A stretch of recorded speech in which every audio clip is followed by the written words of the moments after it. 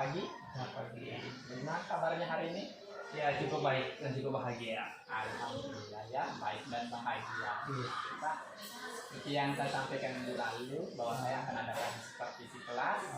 Ya, sebelumnya tapi hari ini Bapak sibuk atau ada jam? Hari ini cukup kosong Pak, sebentar baru jam terakhir baru ada. Terima kasih Pak ya, saya minta waktunya sedikit. Sebelum kita melaksanakan minggu depan supervisi di kelas, saya di sini akan ajak ngobrol sedikit tentang persiapan. Kira-kira bagaimana persiapannya Bapak untuk supervisi kelas ini? Ya, untuk persiapan seperti perangkat ajar, PRPP, serabus, semuanya sudah lengkap Pak. Sudah ada semua untuk perangkatnya. Oh iya, mungkin boleh saya lihat Iya, PRPP-nya iya. Pak. Jadi perangkat sudah lengkap semua ya Pak ya? Iya. Oke. Kira-kira ada kendala nggak Pak selain dalam mempersiapkan perangkat ini atau ada kendala lain? Ya, mungkin itu kendala di kelas Pak ya, untuk anak-anak mungkin anak-anak jarang mengerjakan tugas di kelas, khususnya kasih tugas PR itu mereka masih banyak yang tidak mengerjakannya. Jadi Pak ya, kalau memang Iya. ada siswa kita yang biasa tidak mengerjakan tugas itu pasti setiap guru akan merasa ada kekhawatiran. Tapi sebenarnya Bapak apa sih tujuannya memberikan tugas kepada siswa itu? Ya, yang pertama tentu agar siswa itu bisa mandiri, yang berikan tugas di rumah bisa bertanggung jawab dengan apa yang sudah diberikan dan agar bisa memahami untuk kemudian harinya. Begitu. Tujuannya Bapak sangat bagus ya, luar biasa supaya siswa itu bisa lebih mandiri dengan tugas dan memiliki rasa tanggung jawab. Iya. Begitu ya Pak. Iya. Nah, untuk bisa mencapai tujuan itu pasti kita banyak halangan ya perintangan. Nah, selama Bapak di dalam kelas itu kira-kira apa identifikasi yang Bapak lihat penyebab dari mereka tidak mengerjakan tugas ini? Yang pertama mungkin dari mereka terlihat banyak yang kurang paham dengan apa yang saya ajarkan. Ya, ketika saya tanya mereka apa sudah paham, mereka jawab sudah paham, tapi sebenarnya saya lihat dari mereka itu kurang paham dengan materi yang sudah saya ajarkan. Intinya ternyata yang membuat mereka tidak mengerjakan tugas mungkin karena mereka belum paham, Iya, belum paham. dan mungkin malu bertanya, Iya, lalu bertanya juga. atau mungkin juga mereka menganggap tugas mungkin beban. Bisa jadi. Iya. Ya. Nah, jadi itu sekarang ternyata permasalahannya sudah kita temukan ya. Ternyata selama ini penyebab mereka dari tidak mengerjakan tugas itu rencana yang luar biasa ya Pak. Nanti Bapak akan membentuk sebuah kelompok kecil dan agar mereka bisa diskusi, mungkin agar mereka bisa menjalankan tutor sebaya ya. Iya. Agar mereka tidak mungkin malu bertanya sama guru, jadi teman sebayanya mungkin akan angkat. Selain mereka tujuan dari diskusi untuk tutor sebaya itu, selain dari itu apa juga? Dan selain itu saya ingin mereka itu bisa bertanggung jawab, bisa mandiri dengan apa yang sudah diberikan oleh gurunya. Oh, berarti rencana aksinya ini cukup luar biasa ya Iya. Pak. Berarti rencananya ke depan itu buat diskusi kelompok-kelompok kecil, Kelompok belajar. kelompok belajar. Iya. Di situ nanti disampaikan juga apa dalam pemberian tugasan itu tujuannya untuk melatih kemandirian mereka Iya. dan agar tutor sebayanya juga jalan. Karena apabila mereka malu bertanya dengan gurunya bisa saling bertanya dengan temannya. Iya. Nah, dalam pelaksanaannya nanti Pak dari rencana-rencana yang sudah Bapak susun begitu baik dan luar biasa, kira-kira nanti siapa yang bertanggung jawab dan siapa yang ikut terlibat dalam pelaksanaannya nanti? Ya, yang bertanggung jawab tentu guru itu sendiri ya. Guru itu sendiri yang terlibat, ada orang tua siswa juga nanti, siswa itu sendiri, dan tentunya wali kelas. Iya. Luar biasa ya Iya. Pak. Nah, ini keterlibatannya untuk orang tua itu bagaimana Pak?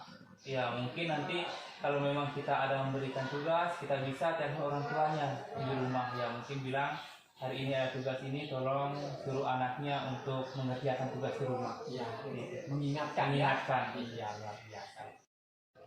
Luar biasa ya Pak, keterlibatan orang tua itu juga nggak perlu. Nah, kalau untuk keterlibatan wali kelas itu sendiri Pak, dalam bentuknya bagaimana pelaksanaannya?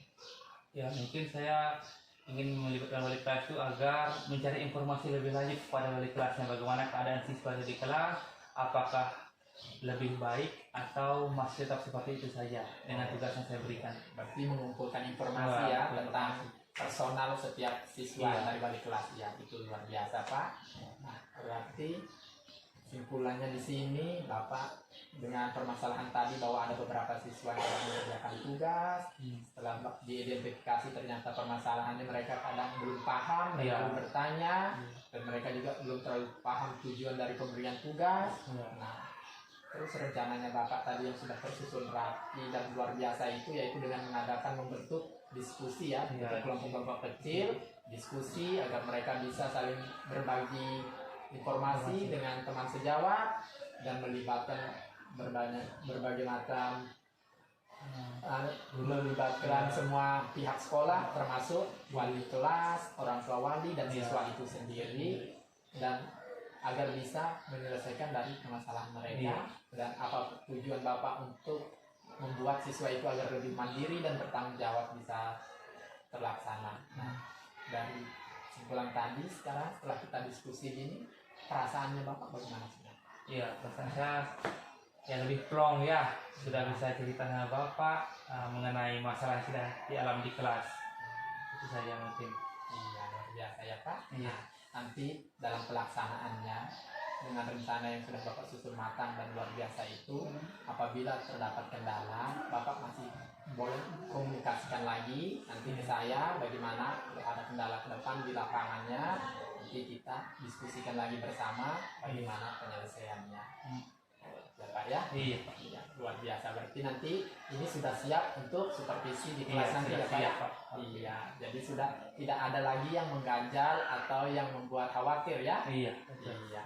Kalau begitu saya terima kasih banyak ini Pak atas waktunya, dan persiapannya Bapak juga sudah luar biasa. Saya lihat perangkat-perangkatnya ini sudah lengkap. Nanti tinggal bagaimana pelaksanaannya di dalam kelas. Sekali lagi terima kasih Pak waktunya. Iya. Oke, karena waktu sudah jam masuk juga. Terima kasih Pak. Assalamualaikum warahmatullahi wabarakatuh. Waalaikumsalam.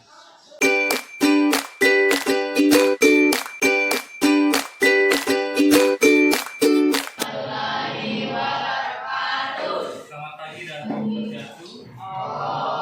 Swastiastu. Jadi sebelum mulai proses pembelajaran, sebaiknya kita berdoa terlebih dahulu. Jangan kita pakai terlebih dahulu.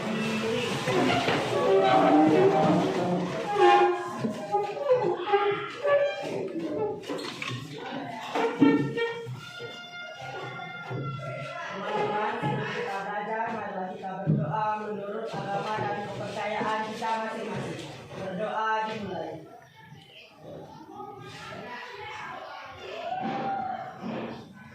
Berdoa selesai. Beri salam kepada Pak Guru.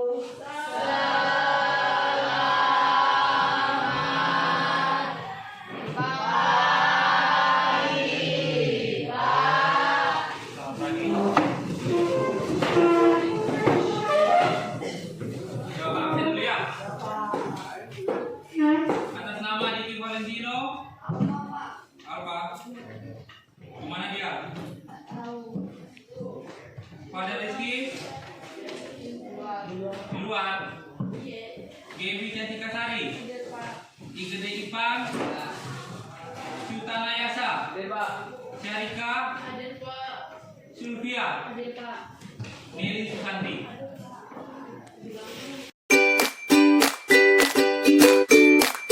Ya, jadi sebelum mulai proses pembelajaran, Bapak ingin menanyakan kabarnya kalian dulu. Gimana kabarnya kalian? Baik.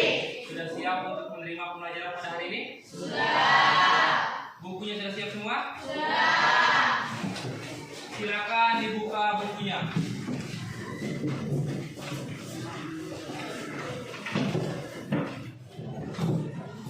Jadi materi kita pada hari ini interaksi antar negara-negara Asia dan negara-negara lainnya.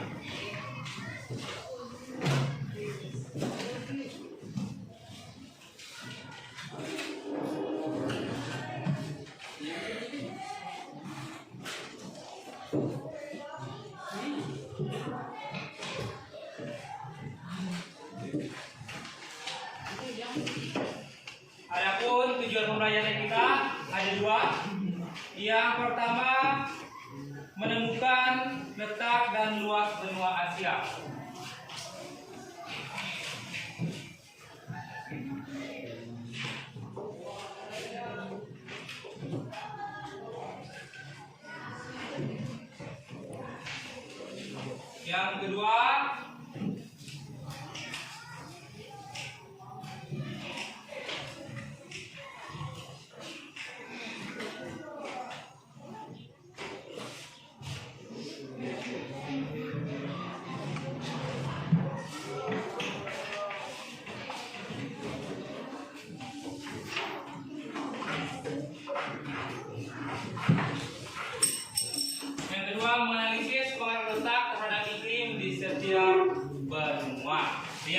Ya, jadi ada dua tujuan pembelajaran kita pada pagi hari ini. Jadi sebelum mulai proses pembelajaran, ada yang ingin ditanyakan nggak mengenai materi kemarin? Tidak ada? Ya, tidak ada. Kita lanjut pada materi pagi ini. Benua Australia, batas regionnya. Sebelah utara berbatas dengan Laut Timur. Mana Laut Timur? Sebelah utara. Laut Timur, Laut Aferu. Ini Laut Aferu. Ada ibunya? Ya, ada. Laut Timur ada? Laut Aferu ada? Selat Torres. Mana Selat Torres? Ada ibunya? Kelihatan kayaknya. Ini Selat Torres ada. Ya. Yang kedua, sebelah timur artinya sebelah kanan. Berbatasan dengan Samudra Pasifik. Ini Samudra Pasifik. Samudra Pasifik. Laut Tasman, mana Tasman? Ada di situ? Nah, ini Laut Tasman. Agak ke bawah sedikit. Dan Laut Koral. Laut Koral ada di situ? Ada. Nah, ini agak ke atas sedikit, Laut Koral. Yang ketiga, sebelah selatan berbatasan dengan Samudra Hindia. Selatan artinya di bawah. Ini Samudra Hindia. Yang keempat, sebelah barat berbatasan dengan Samudra Hindia juga. Nah, berarti untuk batas regionnya sebelah selatan dengan sebelah barat itu sama, berbatasan dengan Samudra Hindia. Selanjutnya luas. Coba. Ini namanya Angga Negara. Baca ini Angga. Angga Negara. Angga Negara yang mana? Angga Negara, coba baca ini berapa? Coba yang lain diam. Berapa?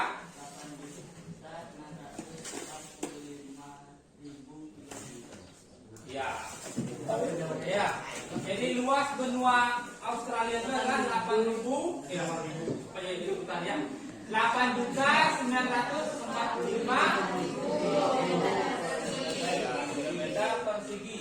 Jangan dilupa itu kilometer perseginya. Nanti walaupun kalian tulis benar itu. Yang kedua, iklim benua Australia. Terjadi 3 iklim saja yang berada di benua Australia. Yang pertama iklim tropis, terletak di Australia bagian utara. Australia bagian utara, ini artinya dibagi ini. Iklim tropis. Yang kedua iklim subtropis, terletak di Australia bagian selatan. Mana bagian selatnya? Ini batas juga ada. Kalau di peta ada itu. Selatan. Selanjutnya iklim sedang, terletak di Selat Victoria dan Tasmania. Ini Victoria, Tasmania. Ada ibunya? Raya. Ini iklimnya. Kalian sudah pelajari itu iklim tropis itu bagaimana, subtropis bagaimana, sedang bagaimana. Selanjutnya negara-negara di bagian Australia, yaitu terdapat 8 negara. Itulah 8. Kita hitung yang pertama ada Selat Australia Utara Australia Utara. Sama. Australia Selatan. 2. Australia Barat. 3. Daerah Victoria. Berapa belah? 4. New South Wales. 5. Dan Queensland. Berapa itu? 6. Tasmania. 7. Dan daerah khusus ibu kota. 8.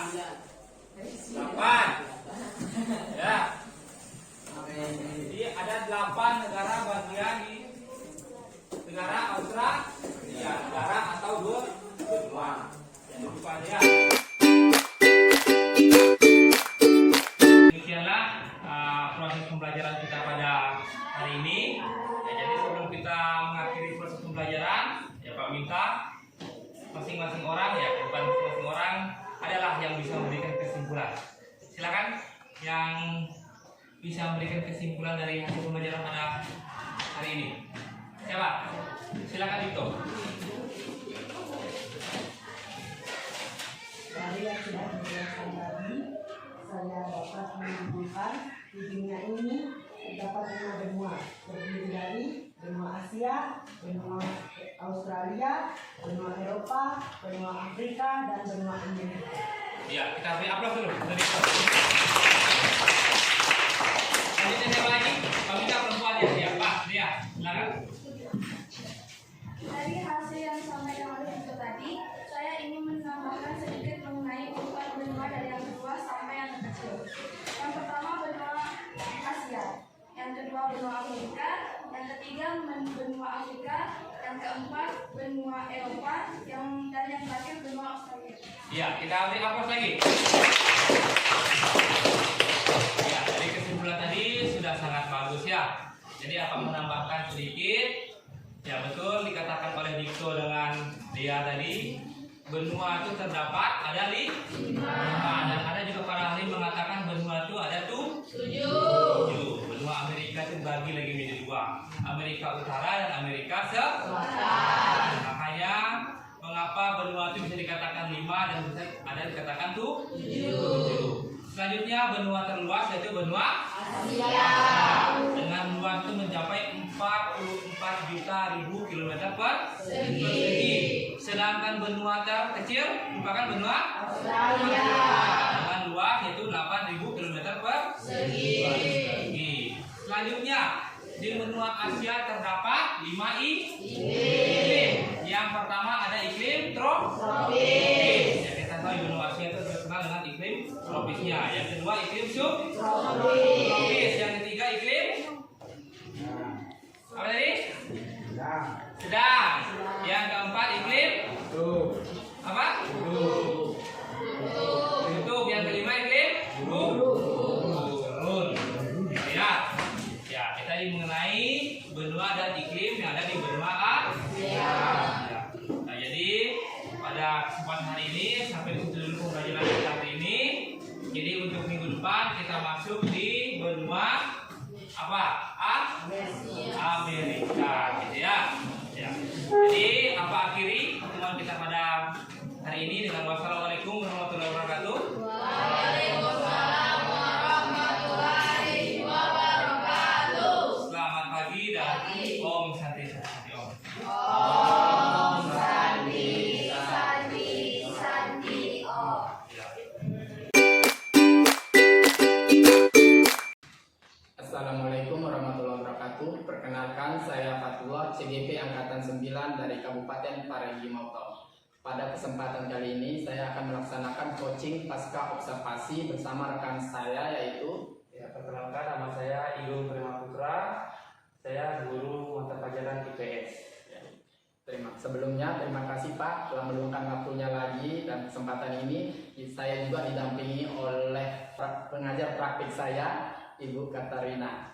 Kepada Ibu saya ucapkan terima kasih telah menyediakan waktunya. Sama-sama. Ya, kembali ke Pak Igung, terima kasih. Nah, kepada Pak Igung, terima kasih sudah meluangkan waktunya. Nah, adapun kegiatan kita pada kesempatan ini yaitu melaksanakan pasca observasi. Adapun tujuannya yaitu untuk merefleksikan kegiatan kita yang sudah kita lakukan, yaitu observasi di kelas. Nah, setelah melaksanakan observasi itu, kira-kira bagaimana perasaannya Bapak setelah melaksanakan observasi di kelas kemarin? Ya, terima kasih. Ya, jadi perasaan saya sangat senang ya, sudah banyak materi yang saya dapat dari Bapak, dari hasil penjelasan dan materi-materi yang Bapak berikan saya sangat senang sekali. Banyak ilmu yang saya dapat. Ya, terima kasih saya ya.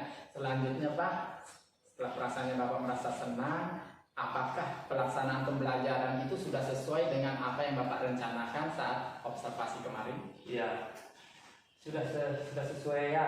Nah, sudah sesuai dengan modul ajar yang saya buat. Jadi sudah terencana juga, rencananya. Iya, alhamdulillah Pak ya, kalau semua sudah berjalan dengan baik, sudah sesuai dengan apa yang sudah dibuat dalam modul ajarnya. Nah, Yang selanjutnya Pak, dalam pelaksanaan itu apa yang menjadi kendala Bapak saat pelaksanaan pembelajaran di kelas? Iya.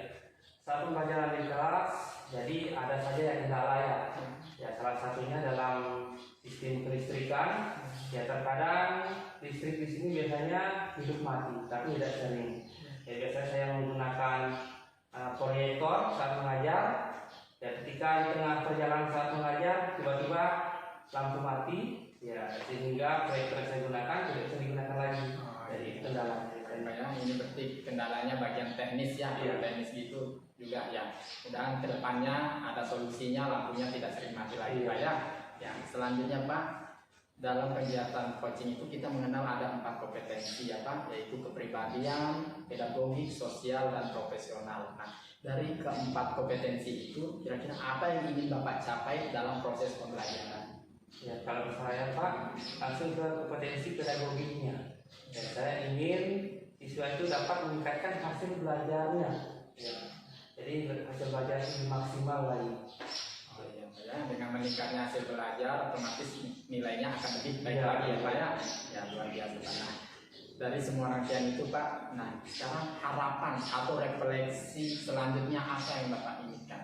Ya, jadi harapan saya dengan terlaksananya supervisi akademik ini, jadi kedepannya saya dapat mempersiapkan perangkat pembelajaran lebih baik lagi.